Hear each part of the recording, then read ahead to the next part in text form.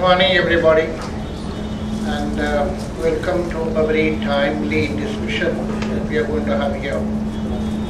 I'm very happy to make a beginning with that discussion, essentially because it's an excellent example of an interdisciplinary approach to a problem which we have been always thinking, writing, discussing, criticizing on fragmentary basis. The one discipline was independent of the other, and most of us used to make that kind of an assumption that you can change the world only through concentrating on one single discipline and operating on it. This mistake, of course, was later realized that ultimately it's a multidisciplinary approach that's going to pay. And the people who were ridiculed for this earlier, very famous writers and some of these, particularly these Stiglitz, has been, I suppose, the most unfortunate among them to be criticized to the maximum extent, saying that, well, these are the ways in which you should manage your academic activities, and it's not that any particular discipline or any particular part of a discipline is going to be deciding the world hereinafter, because it has ceased to be the kind of simple and a pleasant world it used to be about a century back.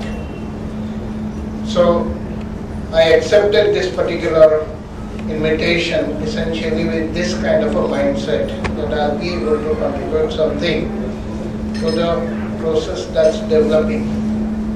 And I'd certainly like to learn from very learned and experienced people here on the dais as well as among the audience here.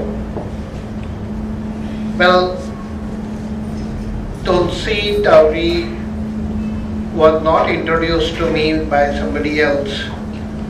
On one fine morning, he came to the place I was working in. I was in Junjunwala College that time as the head of the Department of Economics.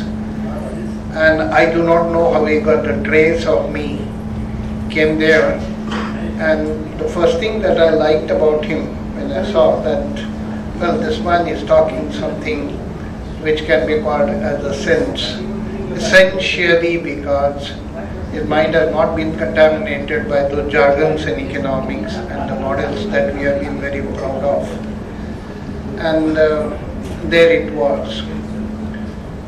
He started talking about the kind of problems that he faces because of his essentially what we call as homocentric approach to the problem.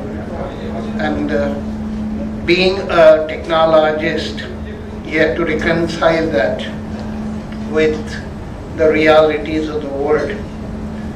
I would like to display one quotation which is from Werner Heisenberg, and wherein he says, "It is probably true, quite generally, that in the history of human thinking, the most fruitful developments frequently take place at those points where two different lines of thought meet.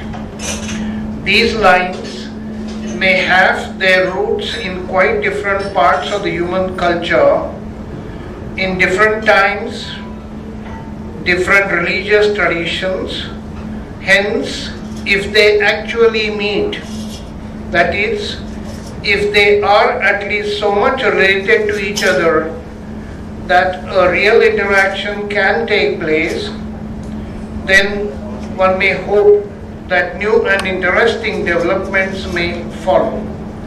This is a quotation from Werner Heisenberg, and I don't think I have to introduce this august gathering here to Dr. Werner Heisenberg, the person who actually made Albert Einstein sleepless by saying that the subatomic particles behave in a statistical manner, and ultimately you cannot decide with certainty where exactly will that particle be when it is orbiting around the nucleus of that particular atom.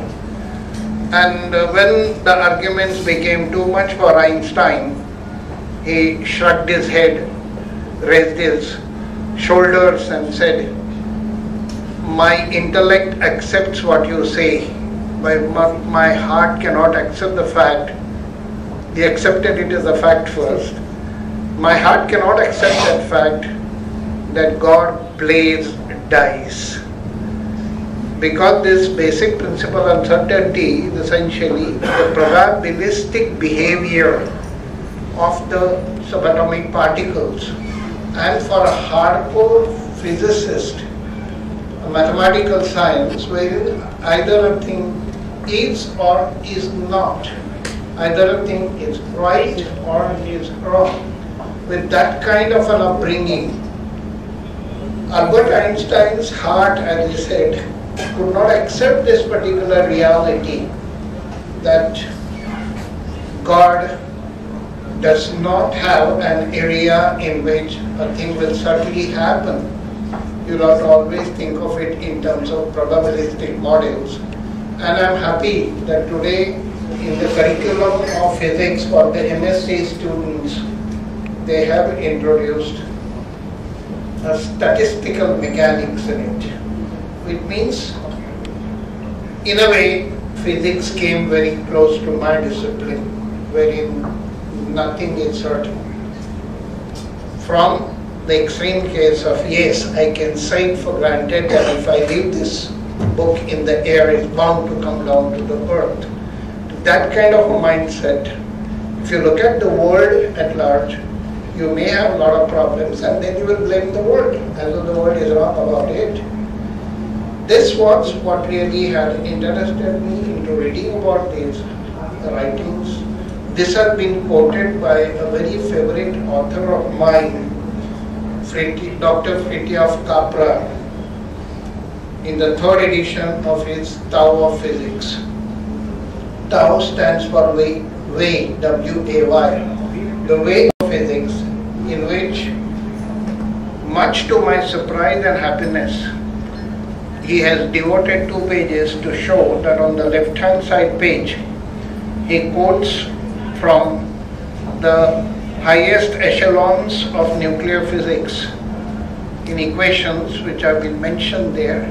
On the right-hand side, he gives corresponding ideas expressed by, believe it or not, Indian traditional wisdom.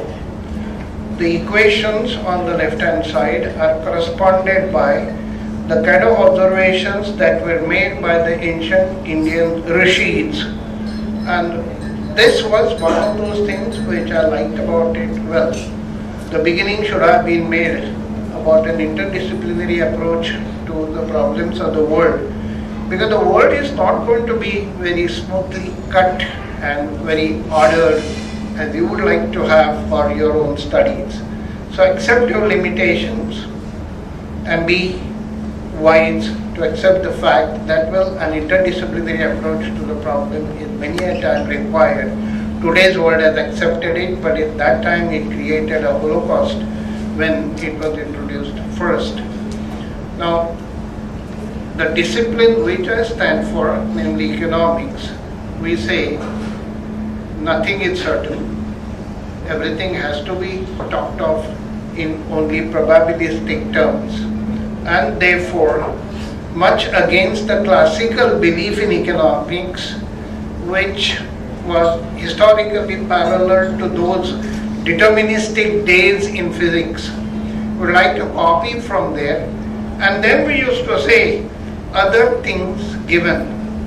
The word used for it, or the phrase used for it was ceteris paribus, assuming that all other things remain the same. Then what I'm saying is this, and therefore that comes out.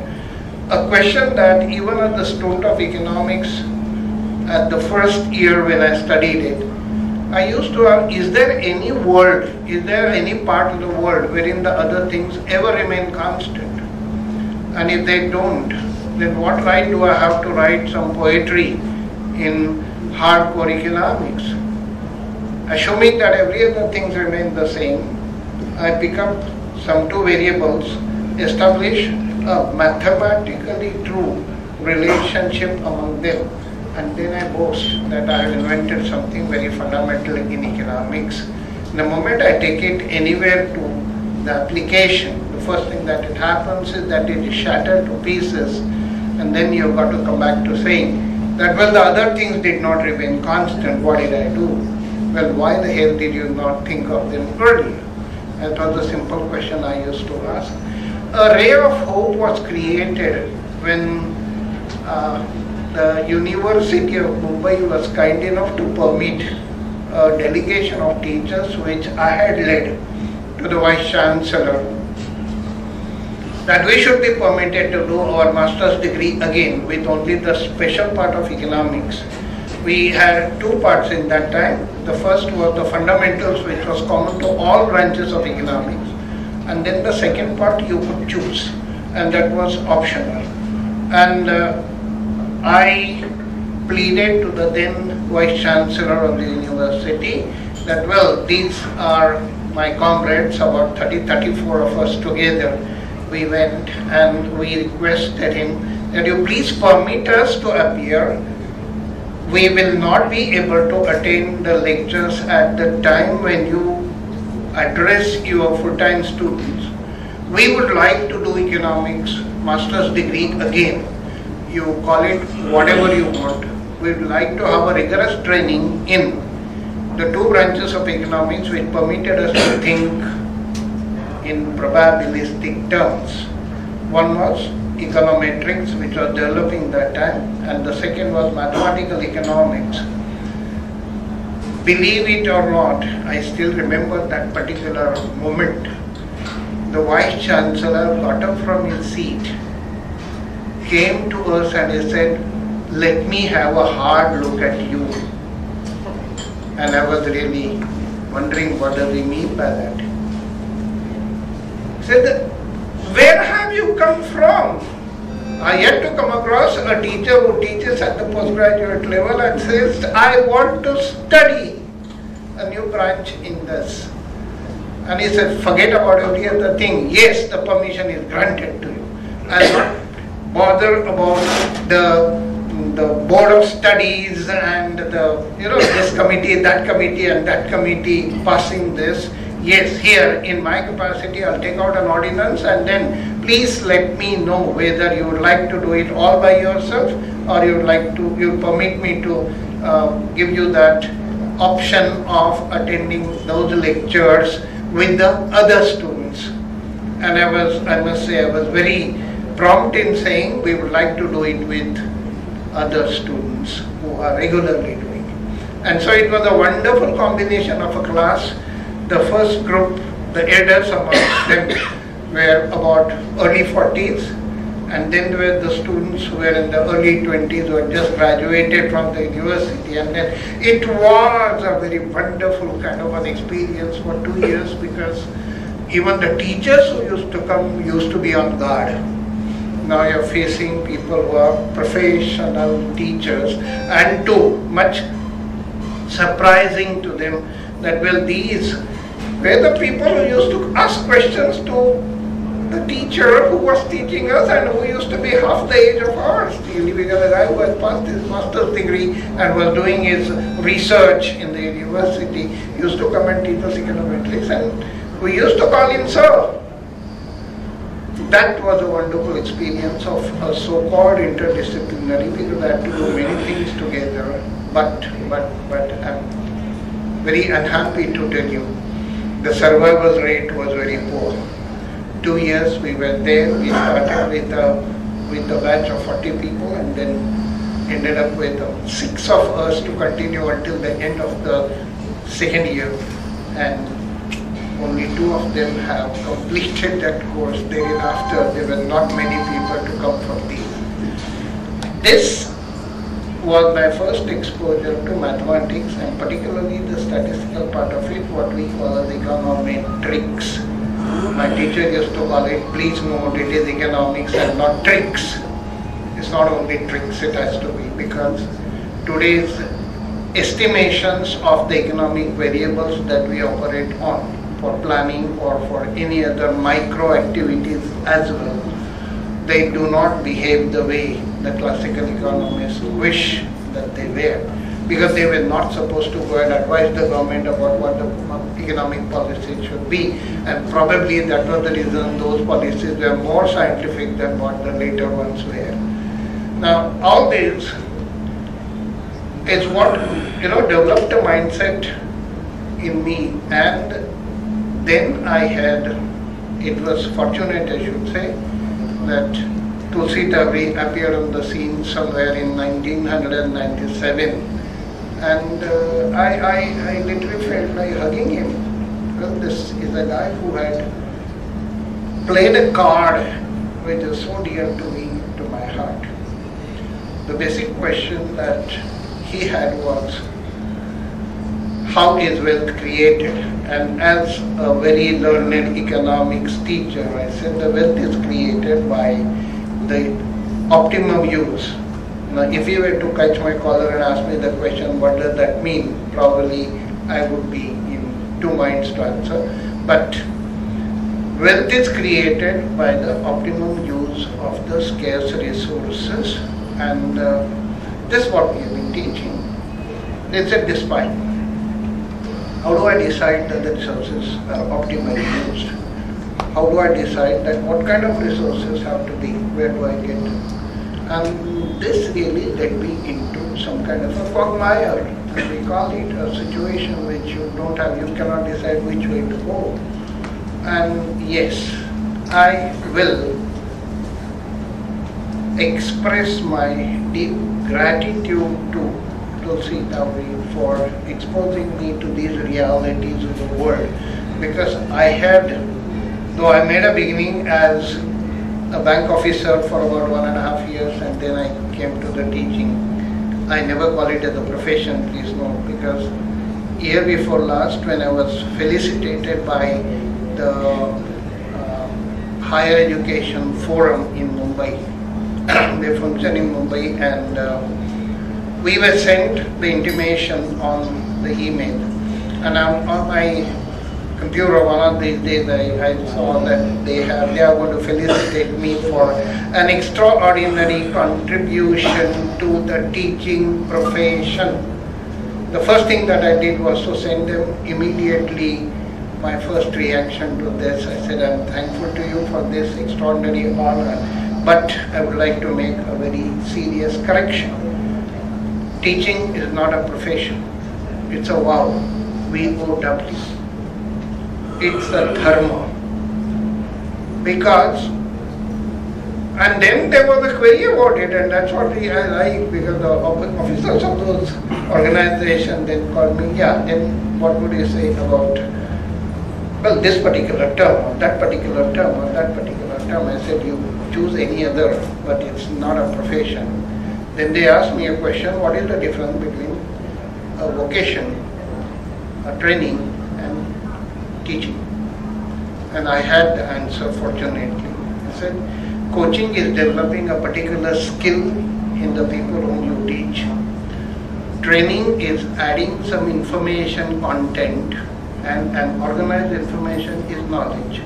So training has a part of knowledge and also part of skills which are offered to the candidates, whereas teaching is supposed to develop an attitude towards life, an attitude towards your profession, attitude towards your colleagues, and hence it's not a profession.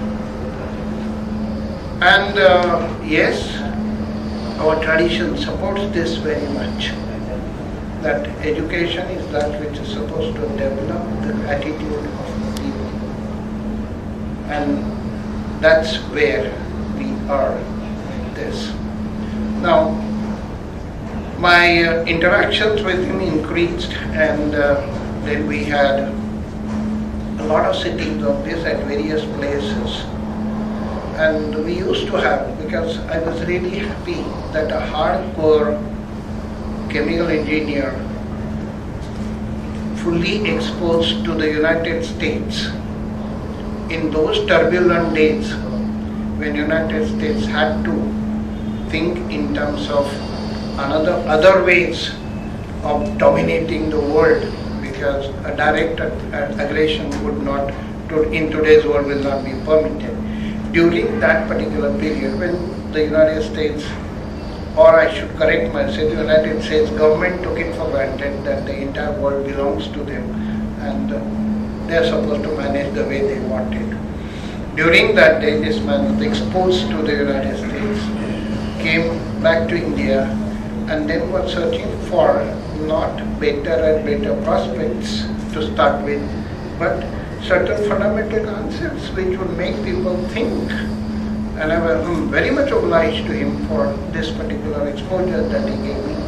And then thereafter, we worked together on this particular. I've been involved in the development of this work of his right from its inception, or much before it was even conceived.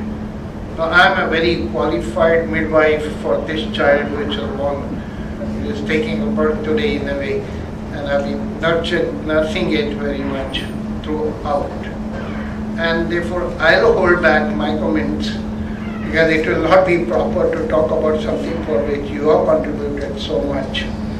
But I would like to learn from the other learned speakers here who would be interested in giving us their own opinions about the kind of extraordinary work which has been presented by my friend Tulsi Tawari.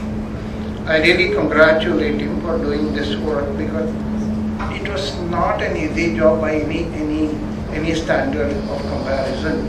Essentially because he has done it all by himself, and single-handedly he has presented to the world a monument, and I repeat, a monument which is bridging the gap between economics and what I call as the common sense.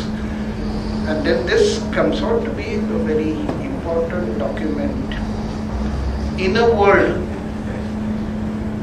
which, and all of you here present, I know, are more aware of that than what I am. The world today is absolutely confused, because we experimented with capitalism for a pretty long time. The ship dashed at the Great Depression of 1929. Lord Keynes was in a position to somehow manage to keep the head above water for the capitalist powers, because otherwise the threat was that they would go communist. If you deny the people the most basic right to live by telling them you're not wanted in this particular production process or there, and in a country which was a democratic, about 18% of the population is searching for jobs, and that's happening in the United Kingdom that time, in a democratic country, mind you. And then all those economists were blindfolded, saying that after all this, the market that decides how much of labor force is required. And so what do? We'll have to wait until the wave takes its other curve and then comes up. All these people will then be fully employed and all that blah blah. Can we tell this to a person who is hungry? Can we tell this to a person who is sick and asking for medicine and he cannot buy that, or doctor's treatment because he is unemployed? Well, that period was over because of Lord Keynes, who saved capitalism. Probably it would have been some kind of a mixed economy by that time. And then the Second World War broke out. After that, the center of gravity shifted from UK or in Europe to United States. And then later on, it was, if you permit me to use a word from the streets, and the Dadagiri of United States of America we had. And then one of those days we come to know that United States economy itself is in deep trouble. Now if we are traveling from one trouble to another trouble, then what the hell are we as economists doing? Probably this was something wherein I found that yes, what Tulsi Tawari was saying will contain a lot of useful medicine for the world. And the situation that I would like to display to you in the next, please have a very serious look at it. So far we were all singing about poverty, eradication of poverty and so on. The problem that the world, I shouldn't say the world, but the Western world, United States leading in that, the crisis that happened, have been very nicely articulated by Alan Gray, who is not very well known. I mean, I could search out as to where this man belongs to. But the amount of wisdom that he has displayed is wonderful. It says the human race has had a long experience and a fine tradition of surviving adversities. Yeah, perfectly true. And our chest expands the moment we read this. The very next statement slaps us straight on our face and says, you are an idiot. But now we face a task for which we have no experience whatsoever, I should like to add, namely the task of surviving prosperity. Can there be anything like that the people have to survive prosperity? Can there be anything like that the prosperity itself becomes a problem? Sarvetra sukhina santu, sarve santu niramaya. Can that be a problem? Well, it is here so.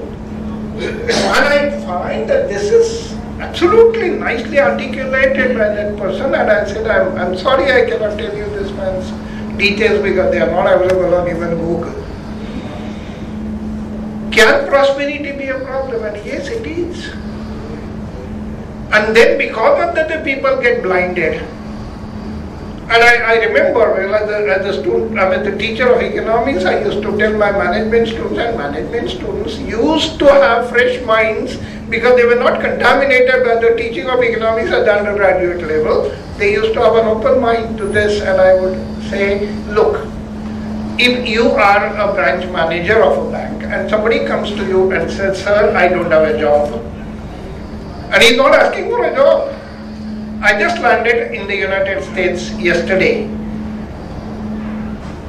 and I need a loan. And the manager jumps from his seat and says, tell me how much. What should a manager to the, a bank manager to the poor ask him first? There is in the very old story, in the early days of America, United States of America, an original inhabitant from there, whom they called together as Red Indians, so one of them came to a bank and asked for a loan, and that guy asked him, well, what is the security that you can keep? He says, all that I have is some 20 horses with me, which I can pawn with you. He said, horses will be difficult. Can you do something? Okay. Can you get somebody from your community who can stand as a surety for this? He said, why? Am I not enough? And he said, fine. And so the loan was given, the man was successful, came out with a larger fleet of horses with him. And then the banker said, why don't you deposit some money in my bank? That man, a child of nature, he said, please tell me, because this amounts to giving a loan to you. How many horses do you have? The manager had to shake his head and said, no, I don't have any horses. They said, how can I give you any loan? But no, this is a tradition of an honest banker who could tell him that I don't have any horses, so I don't stand any chance of you giving me a loan. No, today the situation was different. And I have told this in the class several times after that 2007 crisis took place in the United States. And let me tell you my diagnosis. I said, if you decide that you're going to swallow a nail of say about 2 inches length, possibly it may go straight in the first canal because it's straight working. Once it gets into the so-called stomach of your digestive part, what shape I'm sorry, what direction will it take? And while, because you cannot digest it, it has to come out of your body. While coming out, if it comes oblique, it calls for a major operation. This is the problem of the subprime crisis that the United States is suffering. And many people, I know many of my students who meet me there in after they said we have won debates in the office by putting that nail through the head of my senior. Please understand, many a time it is said economics is common sense made unnecessarily difficult. And at least 2-3 examples I gave you of economic management where it worked like that. Economics has to open its doors for other disciplines to come in, not only statistical techniques which we have mastered so far. We have got to have a human approach to the problem. And that was supposed to be, what we call as persona non grata for economics. No, you can't bring in feelings here, you can't bring in sentiments here and all that. Tulsi Tawari has opened a door in which he is showing us the way in which economics can become interdisciplinary, to become more human, essentially. And I am very happy to tell the August gathering here that I have grown intellectually by being a part of the development of that book, in which we used to have discussions because they were essentially interdisciplinary. Thank you so much.